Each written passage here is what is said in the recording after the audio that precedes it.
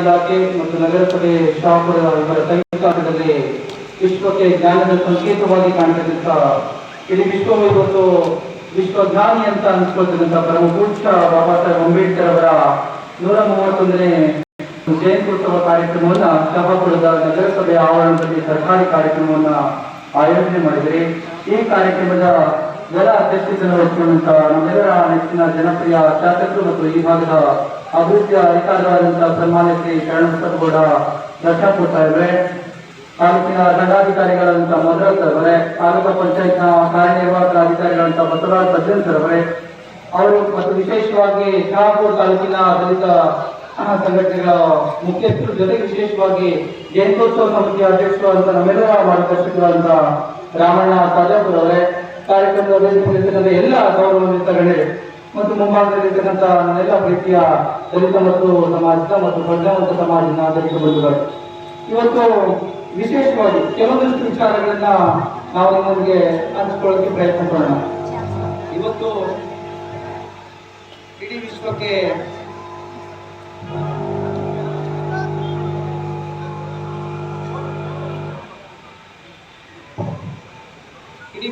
ಇವತ್ತು ಜ್ಞಾನದ ಸಂಕೇತವಾಗಿ ನಾವು ಬಾಬಾ ಸಾಹೇಬ್ ಅಂಬೇಡ್ಕರ್ ಅವರನ್ನ ಕಾಣ್ತೇವೆ.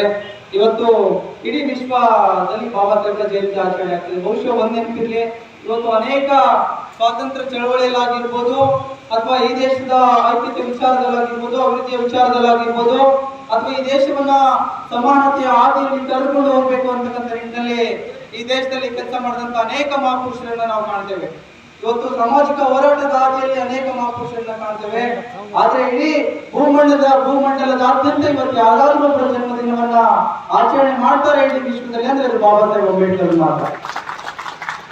ಯಾಕಂದ್ರೆ ಇವತ್ತು ಅವರು ಹಾಕಿಕೊಟ್ಟಂತ ಹಾದಿ, ಅವರು ಈ ದೇಶದ ಸರ್ವ ಜನಾಂಗದ ಏಳಿಗೆಯ ದೃಷ್ಟಿಯಲ್ಲಿ ಸರ್ವ ಜಾತಿಯನ್ನ ಇವತ್ತು ಒಂದೇ ಹಾದಿಯಲ್ಲಿ ತೆಗೆದುಕೊಂಡು ಹೋಗ್ಬೇಕು. ಇವತ್ತು ಸಮಾಜದ ಮುಖ್ಯವಾಹಿನಿಯಲ್ಲಿ ಎಲ್ಲಾ ಸಮುದಾಯಗಳು ಇವತ್ತು ಅಣ್ಣ ತಮ್ಮಂದಿರಾಗಿ ಅಕ್ಕ ತಂಗಿಯರಾಗಿ ನಿಲ್ಲಬೇಕು ಅಂತಕ್ಕಂಥ ಅವರ ದೂರದೃಷ್ಟಿ ಇತ್ತಲ್ಲ, ಆ ದೂರದೃಷ್ಟಿಯ ಆಧಾರವೇ ಇವತ್ತು ಇಡೀ ವಿಶ್ವವೇ ಅವರನ್ನ ಗೌರವಿಸುತ್ತಿದೆ.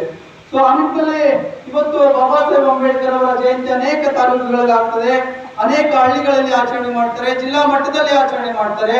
ಆದ್ರೆ ನಾವು ಎಷ್ಟು ಮಟ್ಟಿಗೆ ಬಾಬಾ ಸಾಹೇಬರನ್ನ ಅರ್ಥ ಮಾಡ್ಕೊಂಡಿದ್ದೀವಿ? ಇವತ್ತು ಅನೇಕ ನನಗೆ ಸ್ಫೂರ್ತಿದಾಯಕರಾಗಿ ಚಳವಳಿಯ ಹಾದಿಯಲ್ಲಿ ಇವತ್ತು ದಲಿತ ಸಂಘಟನೆಯ ಶಾಪುರ್ನಾದ್ಯಂತ ಇವತ್ತು ಶೋಷಿತ ಸಮಾಜದ ಧ್ವನಿಯಾಗಿ ನಿಂತ ಅನೇಕ ಹಿರಿಯರು ಮುಂದುಗಡೆ ಇದ್ದಾರೆ.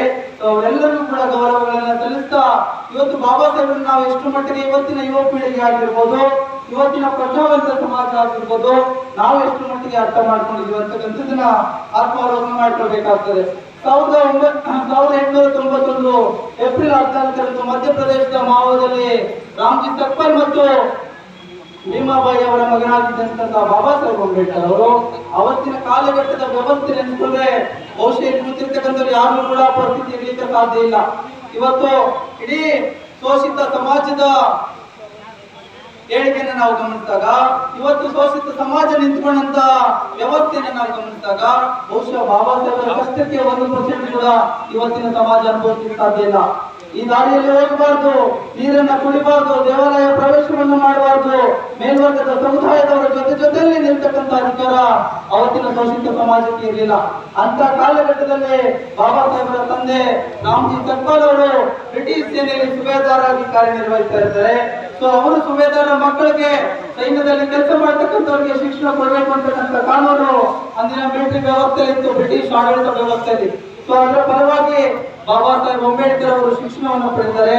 ತಮ್ಮ ಪ್ರಾಥಮಿಕ ಮತ್ತು ಪ್ರೌಢ ಶಿಕ್ಷಣವನ್ನು ಮುಗಿಸ್ತಾರೆ, ಪಿಯುಸಿಯನ್ನು ಮುಗಿಸ್ತಾರೆ. ಆದ್ರೆ ಪದವಿ ಶಿಕ್ಷಣ ಪಡೆಯಲಿಕ್ಕೆ ಅವರು ದುಡ್ಡಿರಲ್ಲ. ಬಹುಶಃ ಇವತ್ತು ಅನೇಕ ನಮ್ಮ ಹಿರಿಯರಲ್ಲಿ ಇದ್ರೆ, ಅನೇಕ ಇವತ್ತು ಓಡಾಡ್ತಕ್ಕಂಥ ಬೇರೆ ಬೇರೆ ರಂಗಗಳಲ್ಲಿ ಕೂತ್ಕೊಂಡಂತವರಿದ್ರೆ, ನಾವು ಎಷ್ಟೇ ಪ್ರಜ್ಞಾವಂತರಾದ್ರೂ ಕೂಡ ಏನಾಗಿದೆ ಬಗ್ಗೆ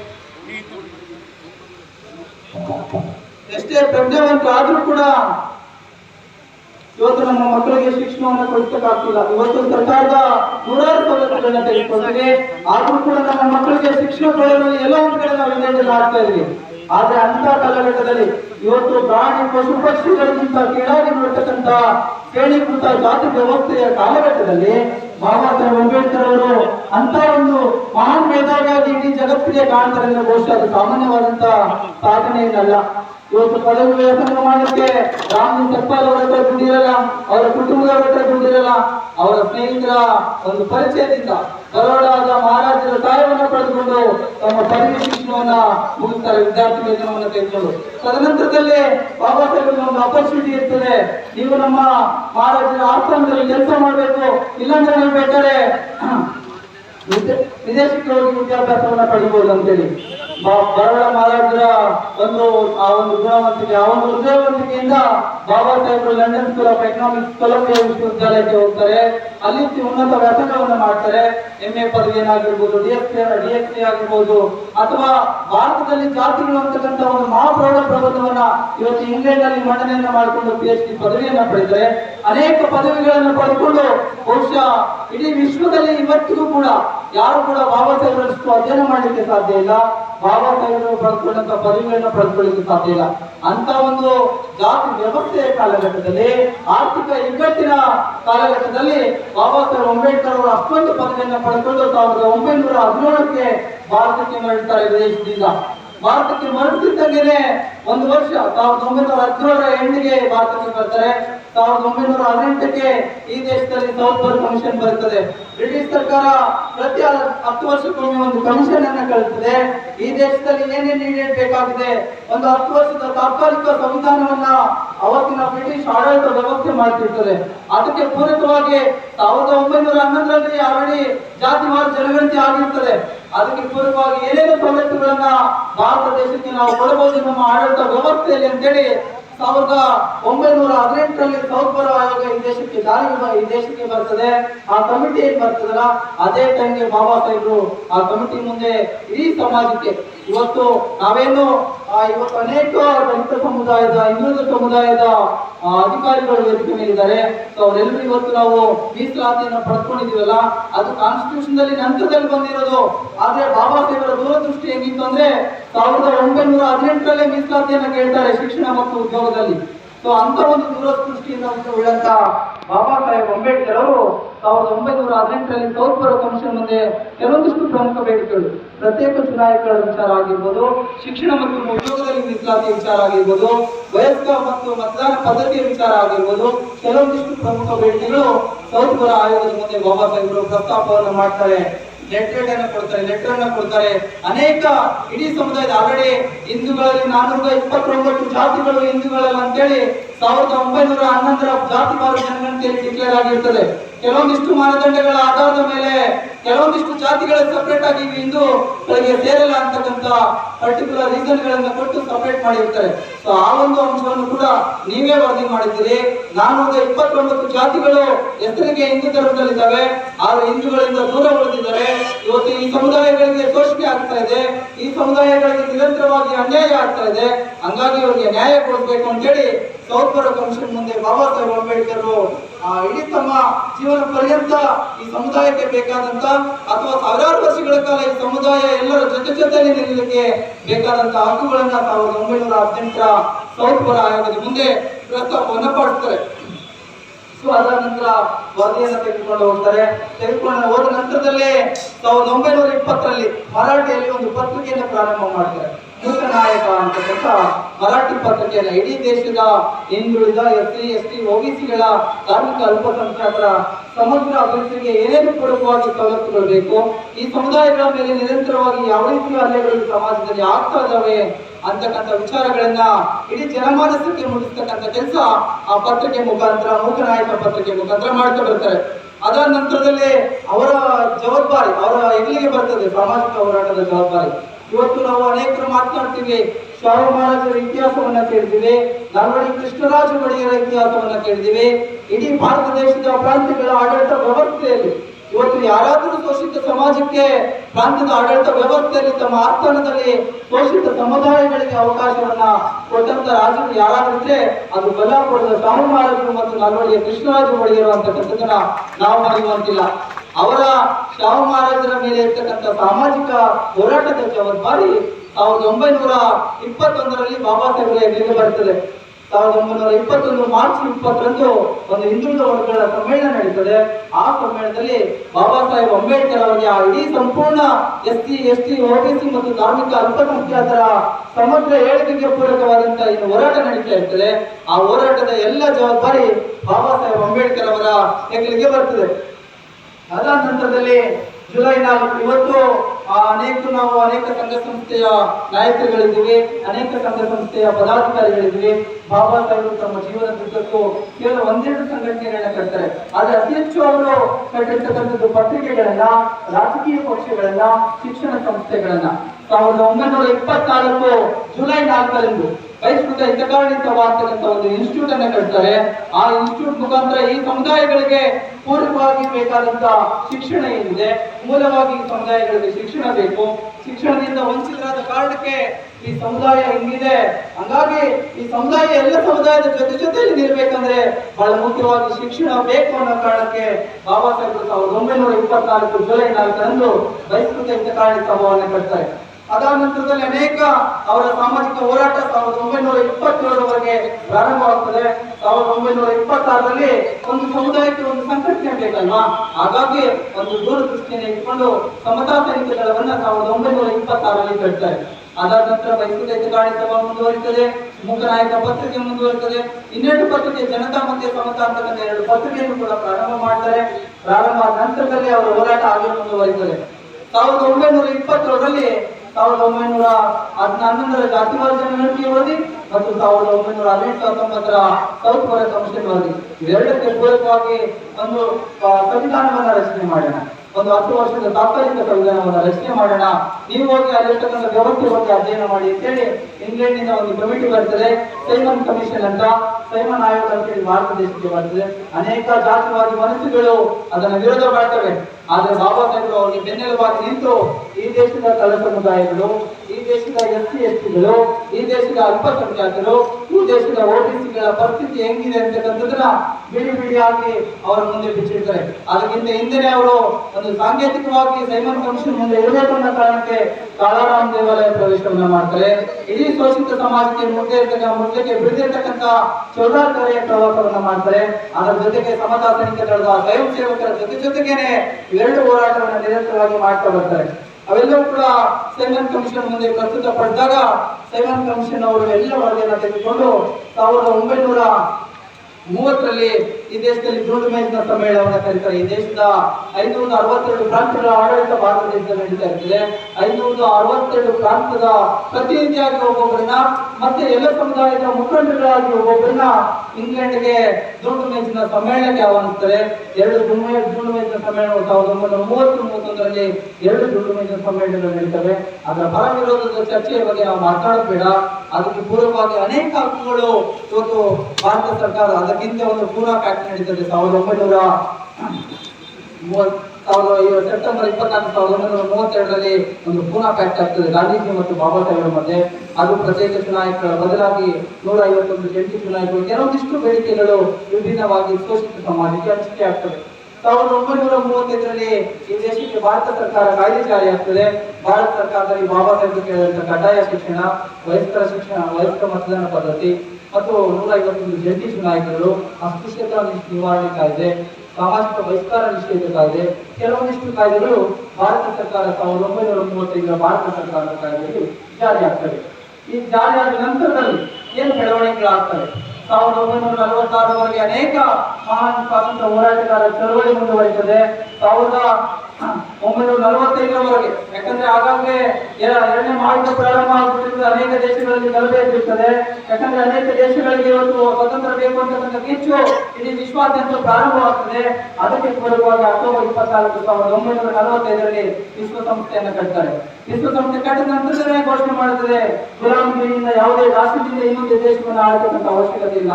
ನೀವು ಬ್ರಿಟಿಷರು ಯಾವ್ಯಾವ ದೇಶಗಳನ್ನು ನಿಮ್ಮ ಮುಷ್ಟಿಯಲ್ಲಿ ಇಟ್ಕೊಂಡಿದ್ದೀರಿ, ನೀವು ಆಯಾ ದೇಶಗಳಿಗೆ ಸ್ವಾತಂತ್ರ್ಯವನ್ನು ಕೊಡಿ ಅಂತೇಳಿ.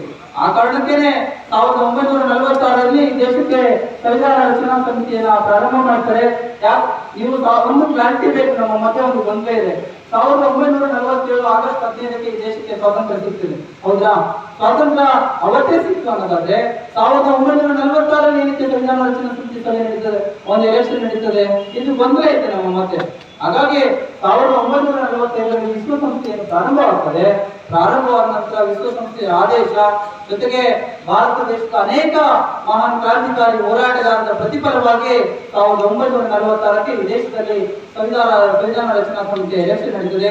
ಅಲ್ಲೂ ಕೂಡ ಬಾಬಾ ಸಾಹೇಬ್ ಅನೇಕ ಅಡಚಣೆಗಳಾಗ್ತವೆ. ಸಂವಿಧಾನಕ್ಕೆ ರಚನಾ ಸಮಿತಿಗೆ ಅವ್ರು ಹೋಗ್ಬೇಕು ಅಂದ್ರೆ ಅವ್ರನ್ನ ಸೋಲಿಸ್ತಾರೆ. ಸೋತಾದ ನಂತರದಲ್ಲಿ ಅವರು ಇಂಗ್ಲೆಂಡ್ಗೆ ಹೋಗ್ತಾರೆ, ಅಲ್ಲಿ ರಿಕ್ವೆಸ್ಟ್ ಮಾಡ್ತಾರೆ, ಮತ್ತೆ ಅಲ್ಲಿಂದ ಕೆಲವೊಂದಿಷ್ಟು ಶಿಫಾರಸುಗಳನ್ನ ಮಾಡಿಸಿ ಮತ್ತೆ ಅವಿರೋಧವಾಗಿ ಪೂನಾ ಕ್ಷೇತ್ರದಿಂದ ಅವ್ರನ್ನ ಸಂವಿಧಾನ ರಚನಾ ಸಮಿತಿಗೆ ಆಯ್ಕೆ ಮಾಡ್ತಾರೆ. ಆಯ್ಕೆ ಮಾಡಿದ ನಂತರದಲ್ಲಿ ಇವತ್ತು ಅನೇಕ ಸಮುದಾಯಗಳು ಮತ್ತೆ ನಂತರದಲ್ಲಿ ನಾವು ಮಾತಾಡಬೇಕಾಗ್ತದೆ. ಇವತ್ತು ಬಾಬಾ ಸಾಹೇಬರ ಜೀವನ ಗೊತ್ತಿದೆ, ಬಾಬಾ ಸಾಹೇಬರು ನಡೆದು ಬಂದಂತಹ ಆದಿನ ಮೆಲುಗು ಕೂಡ ಗೊತ್ತಿದೆ, ಬಾಬಾ ಸಾಹೇಬರನ್ನ ಪಠ್ಯ ಪುಸ್ತಕದಲ್ಲಿ ಓದ್ತೀವಿ. ಅನೇಕ ಸಭೆ ಸಮಾರಂಭಗಳಲ್ಲಿ ಅನೇಕ ಗಣ್ಯರು ಮಾತಾಡ್ತಕ್ಕಂಥದ್ದನ್ನ ಕೇಳಿ ಬಾಬಾ ಸಾಹೇಬರ ಜೀವನವನ್ನು ನಾವೆಲ್ಲರೂ ಕೂಡ ಅರ್ಥ ಮಾಡ್ಕೊಂಡಿದ್ದೀವಿ. ನಂತರದಲ್ಲಿ ಏನಾಯ್ತು ಬೆಳವಣಿಗೆ ಅಂತ. ಇವತ್ತು 2 ವರ್ಷ 11 ತಿಂಗಳು 15 ದಿನಗಳ ಕಾಲ ಇಡೀ ಒಂದು ಕಮಿಟಿನೇ ಬಿಟ್ಟೋದ್ರು ಕೂಡ ಈ ದೇಶಕ್ಕೆ ಇಡೀ ಜಗತ್ತು ಮೆಚ್ಚುವಂತ ಒಂದು ಮಹತ್ವವಾದಂತಹ ಮಾನವತಾ ಸಂವಿಧಾನವನ್ನ ಕೊಟ್ಟಂತ ಬಾಬಾ ಸಾಹೇಬರನ್ನ ಇವತ್ತು ಎಷ್ಟು ಸಮುದಾಯದವರು ಪರಿಪಾಲಿಸ್ತಾ ಇದ್ದೀವಿ. ಇದನ್ನ ಆಲೋಚನೆ ಮಾಡ್ಬೇಕಲ್ವಾ? ಇವತ್ತು ಯುವ ಪೀಳಿಗೆ ಆಗ್ಲಿ, ಪ್ರಜ್ಞಾವಂತ ಸಮಾಜ ಆಗ್ಲಿ, ನಾಗರಿಕ ಸಮಾಜ ಆಗ್ಲಿ, ನಾವೆಲ್ಲರೂ ಕೂಡ ಆತ್ಮಾವಲೋಕನ ಮಾಡ್ಕೊಳ್ಬೇಕು. ಯಾಕಂದ್ರೆ ಇವತ್ತು 1950 ಜನವರಿ 26ಕ್ಕೆ ಈ ದೇಶದಲ್ಲಿ ಸಂವಿಧಾನ ಜಾರಿಯಾದಂತ ಸಂದರ್ಭದಲ್ಲಿ ನಾವು ಆತ್ಮಾವಲೋಕನ ಮಾಡ್ಕೊಳ್ಳೋಣ. ಇವತ್ತು ನಮ್ಮ ರಾಜಕೀಯ ಬೆಳವಣಿಗೆಗಳನ್ನ ನಾವು ನೋಡ್ತೇವೆ. ಇವತ್ತು ಬೇರೆ ಬೇರೆ ಯಾವುದೇ ಪಕ್ಷದ ಪರ ವಿರೋಧ ಮಾತನಾಡೋದು ಬೇಡ, ಆದ್ರೆ ಇವತ್ತು ಮಂತ್ರಿಗಿರಿಗೋಸ್ಕರ ಏನೇನೋ ಮಾಡ್ತಕ್ಕಂಥದ್ದನ್ನ ನಾವು ನೋಡಿದೀವಿ. ಯಾರೇ ಆಗ್ಲಿ ಇವತ್ತು ಮಂತ್ರಿಗಿರಿಗೋಸ್ಕರ ಅವ್ರ ಕೈಕಾಲುಗಳನ್ನ ಹಿಡಿದುಕೊಂಡು ಇವತ್ತು ಕೋಟ್ಯಾಂತರ ರೂಪಾಯಿ ಅವರಿಗೆ ಹೈಕಮಾಂಡ್ಗಳಿಗೆ ಕೊಟ್ಟು ನಮ್ಮ ಮಂತ್ರಿ ಸ್ಥಾನ ಕೊಡಿ, ಅದು ಕೊಡಿ ಅಂತ ಅವ್ರ ಚೇಲಾಗಿರಿ ಮಾಡ್ಕೊಂಡು ತಿರ್ಗಾಡ್ತಕ್ಕಂಥ ರಾಜಕಾರಣಿಗಳು ಒಂದು ಕಡೆ ಆದ್ರೆ, ಇವತ್ತು ಇಡೀ ನಮ್ಮ ಯಾಕೆ ನೋಡುತ್ತೆ ನನಗೆ ಇವತ್ತು ಹಿಂದುಳಿದ ಸಮುದಾಯದ ಅನೇಕ ಅಧಿಕಾರಿಗಳು ವೇದಿಕೆ ಮೇಲಿದ್ರೆ, ಮುಂಭಾಗದಲ್ಲಿದ್ರೆ, ಇವತ್ತು ಯಾವತ್ತು ಬಾಬಾ ಸಾಹೇಬ್ ಅಂಬೇಡ್ಕರ್ ಅವರು SC ST ಹಕ್ಕುಗಳಿಗೋಸ್ಕರ ಒಂದೇ ಸಮುದಾಯದ ಪರವಾಗಿ ಹೋರಾಟ ಮಾಡಿಲ್ಲ. ಇವತ್ತು ಕಾನೂನು ಮಂತ್ರಿ ಆದಂತ ಸಂದರ್ಭದಲ್ಲಿ, ಅಸೆಂಬ್ಲಿ ಸಂವಿಧಾನ ಜಾರಿಯಾದಂತ ಸಂದರ್ಭದಲ್ಲಿ, ಈ ದೇಶದ ಕಾನೂನು ಮಂತ್ರಿ ಆದಂತ ಸಂದರ್ಭದಲ್ಲಿ ಹಿಂದುಳಿದ ವರ್ಗಗಳಿಗೆ ಮೀಸಲಾತಿ ಕೊಡ್ಬೇಕು. SC ST ಗಳಿಗೆಲ್ಲ ಹಿಂದುಳಿದ ವರ್ಗಗಳಿಗೆ ಮೀಸಲಾತಿ ಕೊಡ್ಬೇಕು. ಆಯಾ ಜನಾಂಗಕ್ಕೆ ಅನುಸಾರವಾಗಿ ಆಯಾ ಜನಸಂಖ್ಯೆ ಎಷ್ಟಿದೆಯಲ್ಲ ಆ ಜನಸಂಖ್ಯೆಗೆ ಅನುಸಾರವಾಗಿ ಮೀಸಲಾತಿ ಕೊಡ್ಬೇಕು. ಇವತ್ತು ಬಹುಶಃ ವೇದಿಕೆ ಮೇಲೆ ಮಹಿಳೆಯರಿಲ್ಲ, ಮುಂಭಾಗದಲ್ಲಿದ್ದೀರಿ ಮತ್ತು ಅನೇಕ ರಂಗಗಳಲ್ಲಿ ಇವತ್ತು ಹೆಣ್ಣು ಮಕ್ಕಳು ಮೇಲೆತ್ತರಕ್ಕೆ ಬೆಳೆದಿದ್ದೀರಿ. ಇವತ್ತು ಹೆಣ್ಣು ಮಕ್ಕಳಿಗೆ ಆಸ್ತಿಯಲ್ಲಿ ಹಕ್ಕು ಕೊಡ್ಬೇಕು, ಶಿಕ್ಷಣದಲ್ಲಿ ಅವರಿಗೆ ಸಮಾನತೆಯನ್ನು ಕೊಡ್ಬೇಕು, ಪುರುಷನಷ್ಟೇ ಸಮಾನವಾಗಿ ಮಹಿಳೆಯರು ಕೂಡ ನಿಲ್ಲಬೇಕು. ಹಾಗಾಗಿ ಹಿಂದೂಗಳು ಬಿಲ್ ಮಸೂದೆಯನ್ನ ಜಾರಿ ಮಾಡಿ ಅಂತೇಳಿ ಅವತ್ತಿನ ಕ್ಯಾಬಿನೆಟ್ಗೆ ಕಾನೂನು ಮಂತ್ರಿ ಆಗಿದ್ದಂತ ಬಾಬಾ ಸಾಹೇಬ್ ಅಂಬೇಡ್ಕರ್ ಅವರು ಬಿಲ್ ಅನ್ನ ಮಂಡನೆ ಮಾಡ್ತಾರೆ. ಮಾಡಿದಾಗ ಅಂದಿರ್ತಕ್ಕಂಥ ಸರ್ಕಾರ ಆ ಬಿಲ್ ಅನ್ನ ಒಪ್ಪಿಕೊಳ್ಳದಿರ್ತಕ್ಕಂಥ ಸಂದರ್ಭದಲ್ಲಿ ಬಾಬಾ ಸಾಹೇಬ್ ಏನ್ ಹೇಳ್ತಾರೆ ಗೊತ್ತವ್ರ ಮಾತು, ಇವತ್ತು ಹಿಂದುಳಿದ ವರ್ಗಗಳಿಗೆ ಮೀಸಲಾತಿ ಕೊಡ್ತಕ್ಕಂಥ ಆರ್ಟಿಕಲ್ 3 ಪಾರ್ಟಿಯನ್ನ ಇವತ್ತು ಇಡೀ ಮಹಿಳೆಯರ ಹಕ್ಕುಗಳನ್ನ ನೀವು ಕೊಡ್ಲಿಕ್ಕೆ ವಿನಾವಶ ಎಣಿಸ್ತಕ್ಕಂಥ ಹಿಂದೂಗಳ ಬಿಲ್ ಅನ್ನು ನೀವು ಜಾರಿ ಮಾಡೋದಿಲ್ಲ ಅಂದಮೇಲೆ ನನಗೆ ಏಕೆ ಬೇಕು ಈ ಕಾನೂನು ಮಂತ್ರಿಗೆ ಅಂತೇಳಿ ಕ್ಯಾಬಿನೆಟ್ ನಲ್ಲಿ ರಾಜೀನಾಮೆ ಪತ್ರವನ್ನು ಬಿಸಾಕಿ ಬರ್ತಾರೆ. ಅಂತವರು ಮಹಾನ್ ಚೇತನ ಇಡೀ ಜಗತ್ತಿನಲ್ಲಿ ಯಾರಾದ್ರೂ ಇದ್ರೆ ಅದು ಬಾಬಾ ಸಾಹೇಬ್ ಅಂಬೇಡ್ಕರ್ ಅವ್ರು ಮಾತ್ರ. ಇವತ್ತು ಹೆಣ್ಣು ಮಕ್ಕಳಿಗೆ ಯಾವ ಹಕ್ಕುಗಳನ್ನು ಪಡೆಯಲಿಕ್ಕೆ ಸಾಧ್ಯ ಇಲ್ಲ ರೀ. ಇವತ್ತು ನಾವು ಮಾತನಾಡ್ತೀವಿ, ನಂತರದಲ್ಲಿ ಏನಾಗಿತ್ತು ಸಮಾಜ ಸ್ಥಿತಿಗತಿ ಅಂತ ನಾವು ಮಾತನಾಡೋಣ. ಆದ್ರೆ ಇವತ್ತು ಎಲ್ಲ ಜಾತಿಯ ಹೆಣ್ಣು ಮಕ್ಕಳಿಗೆ ಯಾವುದೇ ಕಾರಣಕ್ಕೂ SC ಆಗಲಿ ST ಆಗಲಿ ಅಲ್ಪಸಂಖ್ಯಾತ ಆಗಲಿ OBCಗಳಲ್ಲ, ಇಡೀ ಭಾರತದಿಂದ ಸರ್ವ ಜಾತಿಯ ಹೆಣ್ಣು ಮಕ್ಕಳಿಗೆ ಇವತ್ತು ಸಾಮಾಜಿಕ ನ್ಯಾಯವನ್ನ ಇವತ್ತು ಸಮಾನತೆಯನ್ನ ಕೊಟ್ಟಂತ ಏಕೈಕ ನಾಯಕ ಇಡೀ ಜಗತ್ತಿನಲ್ಲಿ ಅದು ಬಾಬಾ ಸಾಹೇಬ್ ಅಂಬೇಡ್ಕರ್ ಅಂತಕ್ಕಂಥದ್ದನ್ನ ಮರಿಬಾರ್ದು.